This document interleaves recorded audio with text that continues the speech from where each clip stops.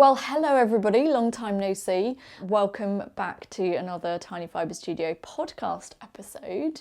For those of you who are new to this channel, then welcome. Thank you very much for checking it out. This podcast is about knitting and spinning and all of the lovely yarny woolly goodness. So I hope you enjoy it, I hope you stick around. For those who are returning viewers, then welcome back. It has been a little while, I feel quite out of practice. I think it's been about 3 weeks. I had a little bit of a break because I was coming down with some kind of coldy thing that has just stuck around for a really long time. I always kind of judge my health based on whether I'm drinking tea or not. And I haven't drunk tea for about 3 weeks. You know, when it just doesn't really taste right, doesn't feel right. Yeah, at that point, I realised that I'm becoming ill. So I missed one episode of 51 Yarns based on that, and then this coldy thing just kind of stuck around for a few weeks. So anyway, I will go back and fill in those episodes of 51 Yarns that I have missed. I'm hoping to try and film a new episode today, so fingers crossed. However, podcast-wise, I thought it was a good time to do a podcast because I've got a lot of things to catch up on. I'm going to start with some finished projects, but I do also have some works in progress to show you, and also some project planning that's coming up. And the theme of this episode is serendipity, mostly based on a conversation that I had with a friend that has led to a lot of awesome little bits of conjecture that I quite liked. So let's start with finished projects. I have two finished projects. I don't know where this is coming from. I feel like the change in season has finally got my mojo back. I keep saying this. I keep saying the mojo's back and it really isn't. But now I definitely feel like it is. I'm looking out of my window and I can see trees and fallen leaves on the floor and it's all very chilly and I'm in need of knitwear. So here we go. I finished Hermione's Everyday Socks. You might remember these. Last time you saw them, they were somewhere down here, I think. And this is the Hermione's Everyday Sock pattern combined with the Ysolda Teague Heart and Soul pattern. So it's heart and soul that gives it this shaping on the sole. And it kind of hugs the arch of your foot, which I'm really happy with because I did ballet for a long time and I have very high arches, and it's kind of weird when it, you know, the bottom of the sock is down here and then your arch is way up here. So I do quite like that base. This was originally a pattern that was written for the Socktopus Sock Club back in probably about 2010 or 11. Maybe. I got it secondhand from somebody who was in the sock club. She has reused the same foot construction, foot shaping in another pattern, which I'll pop down here. And yeah, I like it. It works really well for my feet. I did have some trials with this, not through any fault of either pattern, but just because I wasn't paying attention. The first thing was that it sat in hibernation for I do not know how long, because I was at the stage where I needed to figure out whether I had made the foot long enough and whether I was ready to start working on this section. And it sat there in hibernation for ages until I got to a point where I thought, you know what, you just need to spend some time just getting yourself past the heel, because once you're past the heel, it will fly off the needles, and you know it will, but you just need to take the time. So one day I just sat down and I was like, right, I'm gonna get past the heel, get it done. And lo and behold, a couple of days later, it was off the needles. These were done magic loop, as I usually do, on 2mm needles. So they are quite small stitches, even for regular sock knitters, but I do like stitches on socks to be fairly close and to be forming a fairly sort of strong, sturdy fabric.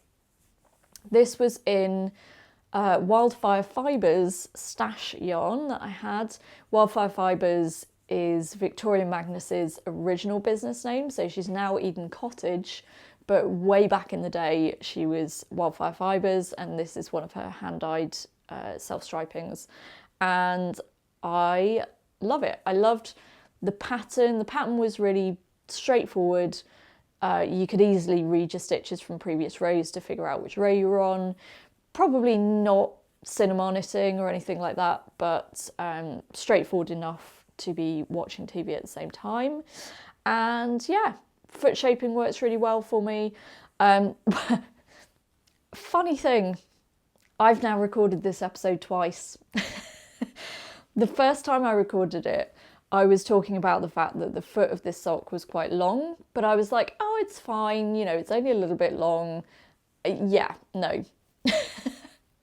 When I measured it, it was 1.5 inches too long. Why? I don't know. I knit it toe up, for heaven's sake. I should be able to tell how long the flipping sock is.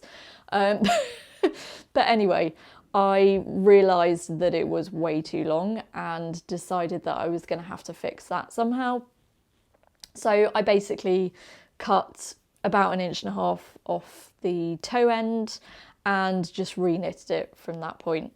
The original idea was that I was going to reuse the existing yarn, but because of the increases and decreases and what have you, the yarn was actually kind of going through stitches so it wouldn't frog.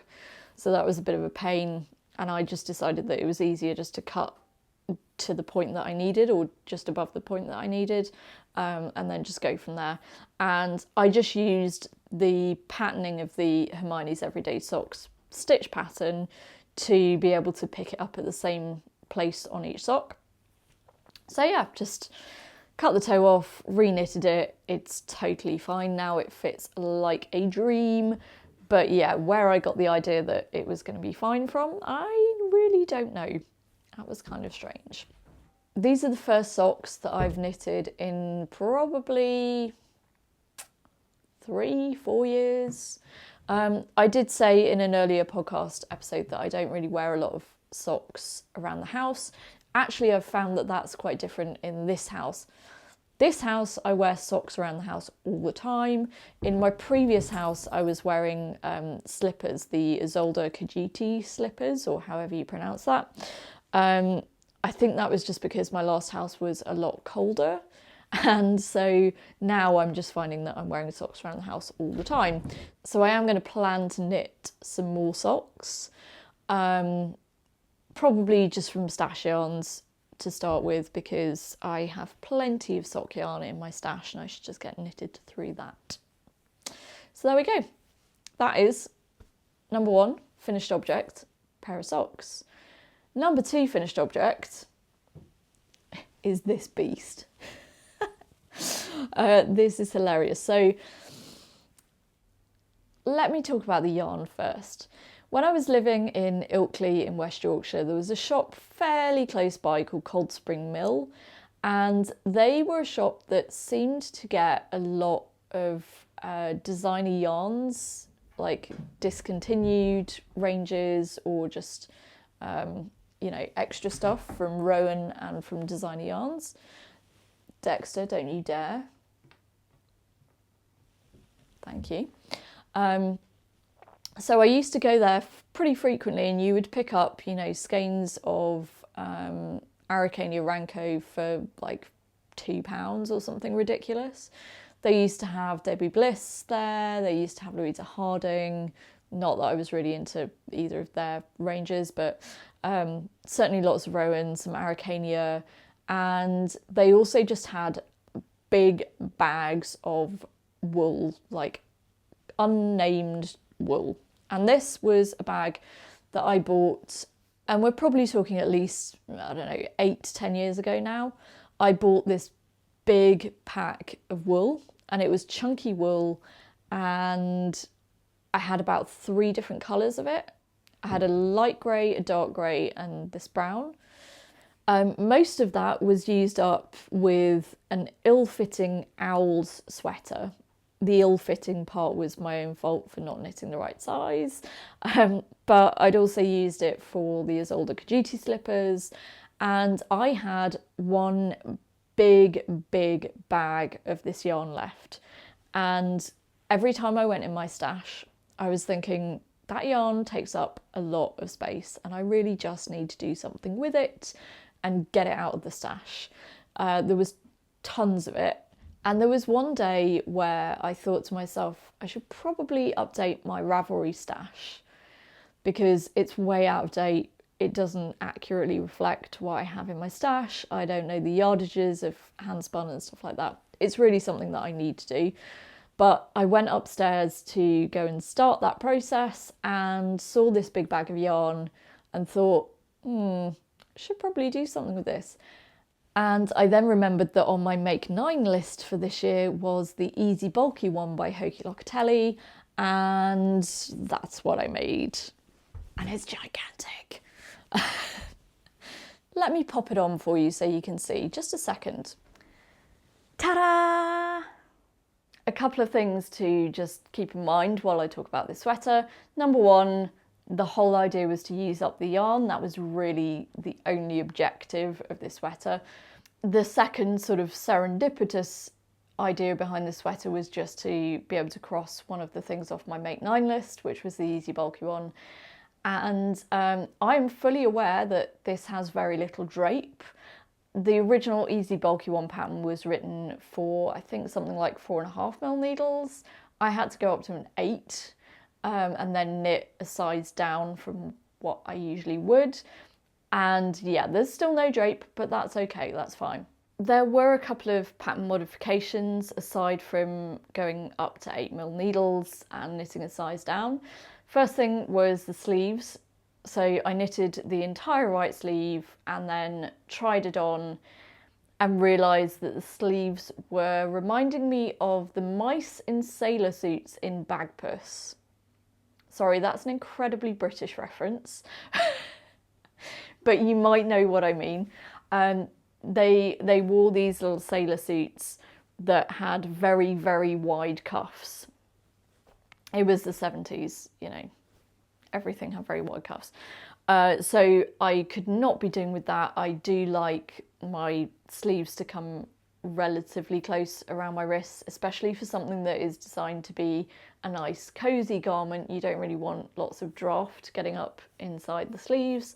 So I did modify them and just did the decreases a lot quicker and a lot more decreases. In the end, I did a decrease every 7 rounds and I decreased down to like 40 stitches. I think it works absolutely fine. The other thing is that I also did 2 short rows on the back because the back was kind of flapping around quite a lot, and the last thing that I want is to have a chilly back if the rest of me is nice and warm. So I did those, and then the final thing was that I also switched down a needle size for the body ribbing. Again, I completely knit that and then realised that it kept flipping up at the hem, so I just ripped it out and just reknit it with smaller needles. So there you go, that is the Easy Bulky one by Hoki Locatelli. The back of it is quite flappy. There is quite a lot of kind of excess fabric going on, but generally I'm really happy with it. And it was a very quick knit. So I feel like I've had a run of unsuccessful projects, and just to get a couple of successful ones off the needles is great. So that brings me on to some spinning finished projects, and all of this lot. Isn't it fab? This is woolen spun mill waist, so carded fibre, but not required in the milling process, and I spun it all long draw. A lot of it was spun at my knitting group, so for weeks and weeks and weeks I was turning up with this stuff and they were like, have you not finished that yet? In a slightly more supportive way. Don't look too closely at the bit that Safi has just chewed, wherever that is. Somewhere there's a bit on here that she's just chewed. She's the little devil where yarn is concerned. Yeah, just there. Ugh, gonna have to spit splice that when I get to it. But anyway, it reminded me very much of carded Corriedale from World of Wool, because it's just that sort of carded roving preparation, and it was really nice to spin. It's got lots of sort of flex, lots of sort of tweedy bits, so it wasn't the most smooth spin, but then that's not really what you want from fibre like this. It is a blend of a few different wools plus a bit of alpaca. Again, I'm not going to talk about the specifics because that will make it obvious where it came from. But yeah, it's come out really well. I'm really happy with it. There's quite a lot of this purple, and then in order of how much there is, the blue is next, then the green, then the light purple, lilac-y, pinky colour. I don't know what I'm going to do with it, but I am very happy to have got that off the spinning wheel. It is a 2-ply woolen spun, so it was all spun long draw. It's 2-ply. It all kind of matches fairly well, so I managed to kind of keep the thickness consistent. It was spun on the mini spinner, and yeah, I don't really know what else to say. It's just been a bit of a long-term project, and it's now done, which is cool. So when I next go to my knitting group, I will not be still spinning this, which is how it's felt for a few weeks. So that's really good, and it also means that I can now start working on planning my next big spinning project, which I'll talk about in a moment. Going to go on to a couple of works in progress now. So this one you have seen before, and you've seen it relatively recently, but I have blocked it since and also finished the body. So this is the Pixelated Pullover. So I did block this the other day because you might be able to see there are these little dips here, and this is where the floats on the colourwork are shorter, and so it kind of pulls in more. No matter what I did to try and alleviate that, there was always going to be a bit of a change there. Normally when you're doing a colourwork pattern, the length of the floats is either fairly similar throughout, or because it changes every row or so, you don't really notice it. On this, because the floats always go from long float to short float to long float to long float to short float to long float, it is quite noticeable. I don't think that's going to matter when it's actually on, but I wanted to try and see how much it would block out. And it has blocked out a little bit, not quite as much as I would have liked. I've tried this on. It's fairly close fitting. I was kind of foreseeing that it might be a little bit on the tight fitting side, because my fibroid belly has definitely increased since I first started working on this, and I did have my concerns that it might be a little bit tight fitting. I will pop it on and show you so that you can see where we're up to, but I have finished the body, so I'm now up to the point where you leave the body, work on the sleeves, and then the sleeves and the body get joined together.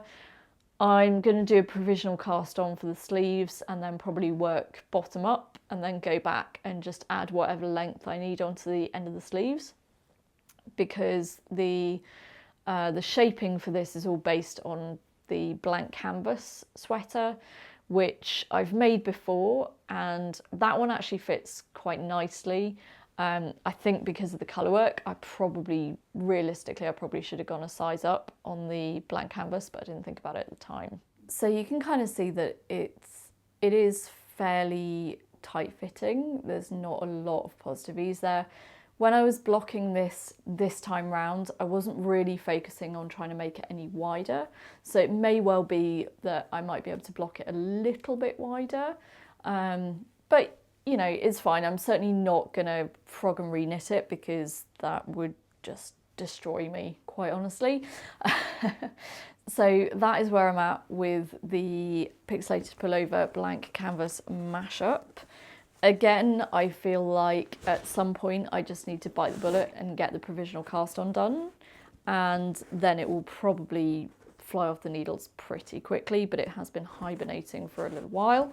For maybe about an hour the other day, I was down to one work in progress, which was the Pixelated Pullover, but I had to cast on some gloves because I'd been riding to work and my hands were freezing, because in the UK it feels like the temperature's gone from kind of nice late summer, 15, 16 degrees, and it's just plummeted down to like 6, feeling like 2 degrees. This is all Celsius. I have no idea what that is in Fahrenheit, because Fahrenheit makes no sense to me whatsoever. 0 freezing, 100 boiling. How much more simple can you get? And yes, I know that it's not exactly 100 boiling anyway.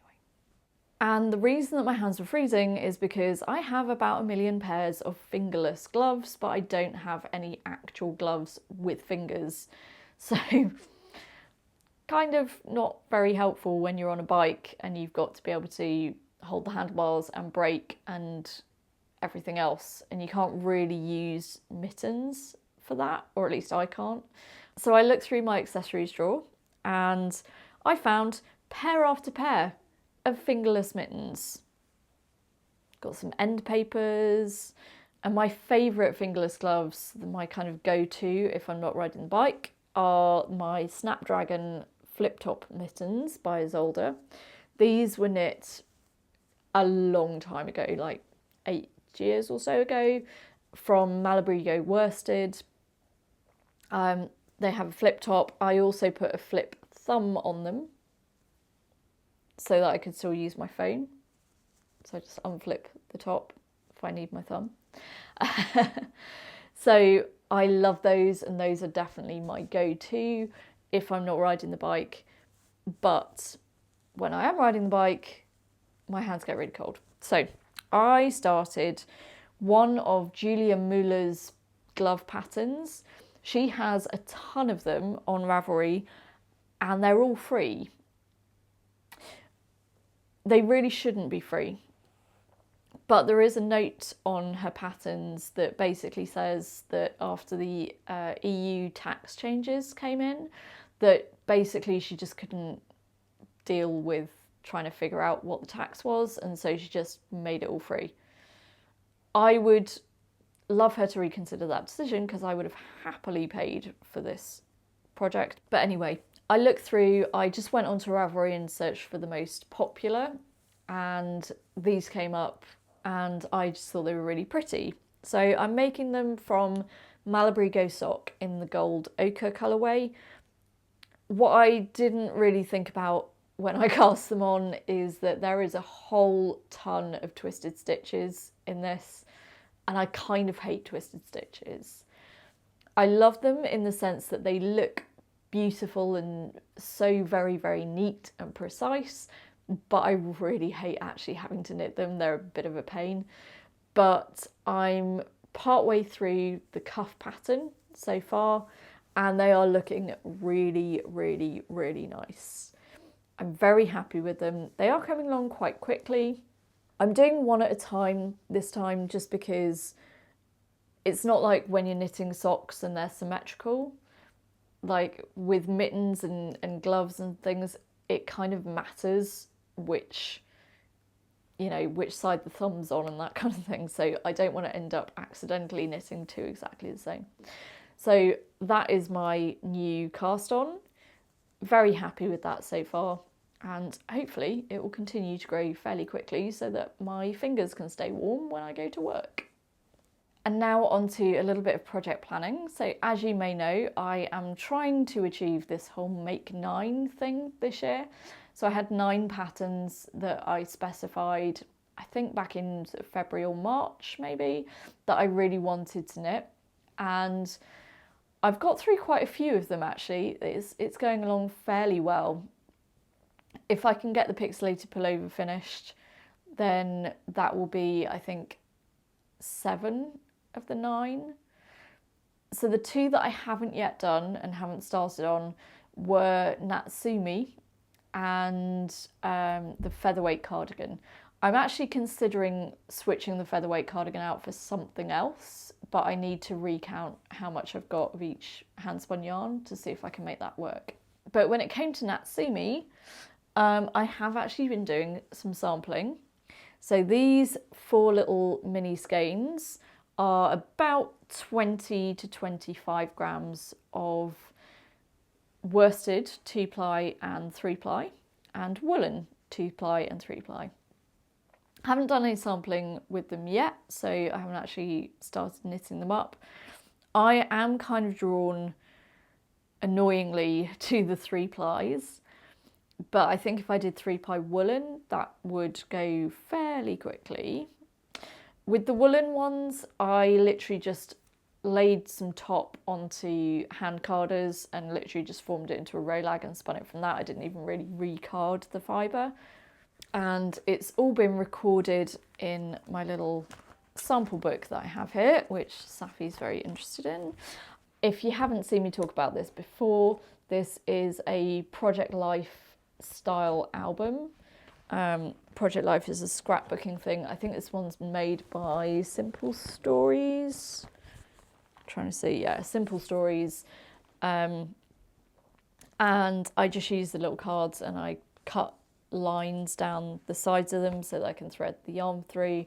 And then I've got a little reference. And the only thing that I need to do with this now is to just put the finished yarns in there. The ones that are in there at the moment are the unfinished plied versions. So all of that sampling is done. I just need to start knitting swatches now and see what I think. That is all from Corriedale top from World of Wool, not the carded stuff, because I actually ordered that at the same time as I ordered my first batch of carded Corriedale, and then totally fell in love with carded and have all of this top, like literally about 2 kilos of top to get through. Incidentally, little shout out to Rebecca, who is Twist and Draw on Instagram. She got some carded Corriedale on my recommendation and posted, oh, you know, I've got some carded Corriedale, hope I enjoy spinning it as much as Bex does. And I was like, please enjoy it. But she did. So that was really good. I was really pleased that she did actually enjoy spinning it. I would have felt so bad if she'd ordered some and hated it.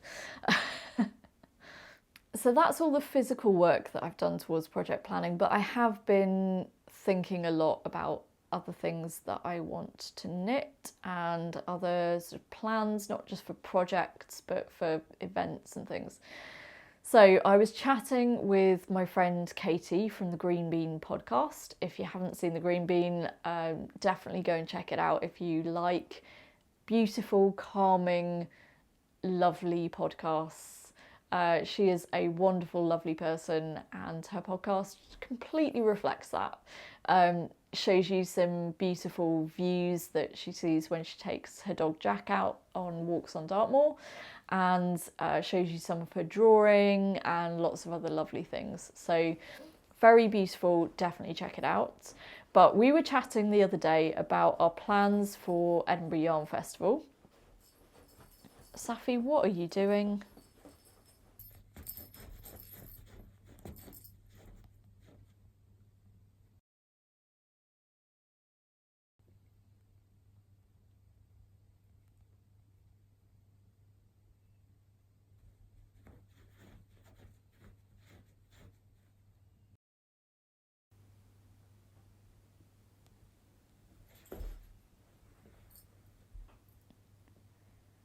So anyway, Katie and I were chatting about our plans for Edinburgh Yarn Festival next year.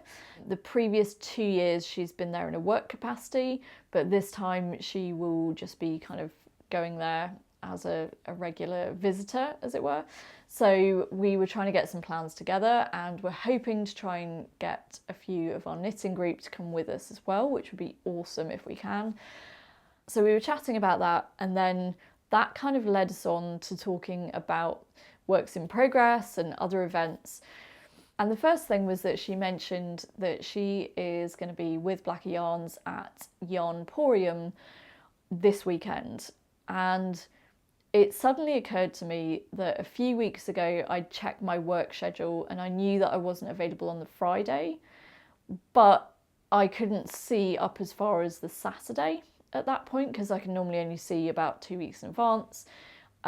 So as we were chatting, I checked my work schedule and was like, yes, I'm off on the Saturday, which very rarely happens.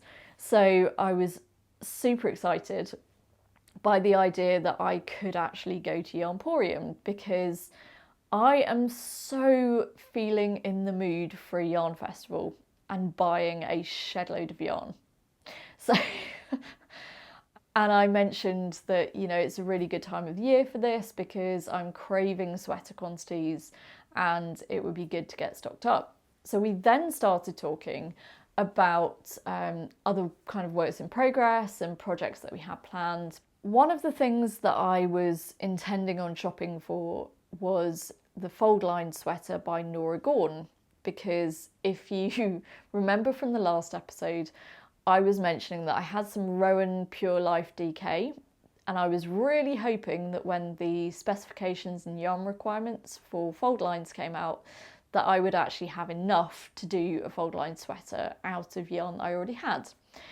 Unfortunately, it was 50 yards out on the smallest size when I looked at the yarn requirements, and realistically I should probably go for the next size up. So I'd been thinking, oh, that's really annoying. I'd been trawling through Ravelry trying to find people who had the same batch number. And then Katie goes, oh, actually, I've got quite a lot of Rowan Pure Life in my stash. Let me know which breed and which sort of batch number it is, and I'll have a look when I get home. Yeah, turns out she also has exactly the same batch number in the BFL, the kind of creamy BFL, as I do. So the plan is we are going to try to split it so that we can both do a Foldline sweater out of the same yarn. That was just fantastic serendipity, although I shouldn't really be that surprised because I know that we probably both got it from the same shop at roughly the same time, because we used to have a yarn shop at the top of one of the department stores in the city, and they used to have big sales of Rowan, and they would have, you know, a big bag for like £30, and we probably got it at exactly the same time. So we're going to try and combine stashes and see if we can do that. So that was really awesome. And the fact that she mentioned Yarnporium and reminded me to look and see if I was available was just fantastic timing. Yarnporium is a London-based yarn show, and I've not been before, but it's held right in the middle of Westminster, which is actually fantastic because every coach comes into London at Victoria Coach Station, and so it means I will be able to get the coach up pretty early in the morning, go to the yarn show all day, and pretty much hop straight back on a coach. Very cheap to do. I am thoroughly looking forward to it. And I just feel like this is the perfect time of year to be going to a yarn show because the weather has changed. Everybody's feeling kind of chilly and wants to be wearing nice warm clothing. And so what better time to go to a yarn show? There have also been a couple of patterns that have come up recently that I've been looking at and thinking, oh, I really want to make that, and I just don't have the yarn. I have maybe one sweater quantity of yarn, apart from the one that I'm going to be using for Foldlines. There is probably one more sweater quantity if I was to do it slightly striped or with contrasting colours, but that's it. And as much as I would deeply love to be able to see a sweater pattern and be able to pull out some hand-spun sweater quantity, that's not going to happen for a while. It's a situation I'd love to build up to, but realistically, it's going to take a while to get to that stage. And until I get to that stage, I am going to stop beating myself up about not using handspun and just buy some yarn if that's what I want to do. So the plan is to get at least one of each of sweater quantities in fingering weight, DK and Aran. Maybe more than one of particularly the fingering weights. yeah, I could be spending a lot of money. But that's okay, you know, I'm financially stable, my bills are all paid, I have savings, I can spend a bit of money without feeling guilty. The specific sweaters that I'm looking to buy yarn for are boxy, Hoki Locatelli, classic Hoki Locatelli pattern. Mostly just because I think it would be a good kind of mindless knit because there's so much stocking stitch. Another one is Wool and Honey by Andrea Mowy, and that's the one with all the hexagons in kind of a sort of randomish looking pattern. I love that one, it's beautiful. Again, I don't have the yarn to do it. And in terms of Aran weight, I don't have a particular sweater pattern in mind, but again, just something fairly plain and mindless, but maybe with a really nice yarn to make it interesting. And one thing that is not sweater related, but I'm kind of hoping I might be able to do at this show, is to get a couple more skeins of Le Bien Aimé to add to my fade that I originally bought for the Gloamintide mystery knit along. Again, if you watched the last episode, I did talk about the fact that I had started Gloamintide, didn't really like where it was going, I wasn't really feeling it, and so I stopped. I've now frogged and sort of refinished that yarn, so it's all ready to go into something else. I think I want it to be something like the Fading Point, which is another Hoki Locatelli pattern. If that's the case, then I need to get 2 more colours that work in that fade. So possibly, I think Peach Pom Pom might work, but I need something else at the sentimental end. So it'll kind of go from grey to the sort of peachy end. Alternatively, I'll just get a Grello fade and do something else with the peachy ones.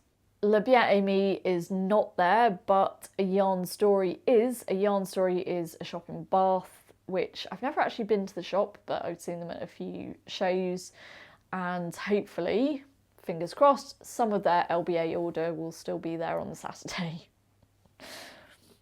There's a really good mixture of vendors at this event. I think they have one room that is specifically kind of smaller indie companies, and then a main hall where it's, you know, all of the bigger names. So Blacker Yarns, Garth and Orr, John Arbon are all going to be there. A Yarn Story I've already mentioned. Yarnistry I'm particularly looking forward to seeing. Loads and loads and loads of others. Knit with Attitude. Yeah, tons of people. I'm super excited to go. I will definitely try and do some filming, but at the very least I will show you what I came back with in a future episode. So there we go, you've seen everything I'm working on, you've heard all the plans for future projects, so I think that is it for this episode.